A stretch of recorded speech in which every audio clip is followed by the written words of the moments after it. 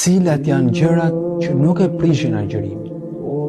Nuk e prishin agjërimin ngrënia dhe pirja në harresë.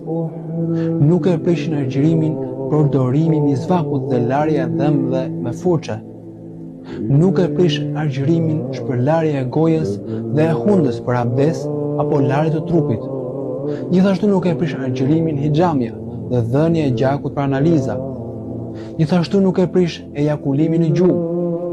Nuk e prish nëse agjëruesi provon shijen e gjellës pa e galltitur atë, apo i merr erë parfumit. Nuk e prish agjërimin nëse përdor ilaçe me pika në vesh apo në sy, edhe nëse e ndjen shijen e ilaçit në fyt. Si dhe nuk prishet nga vendosja me ilaçin mbi plagë.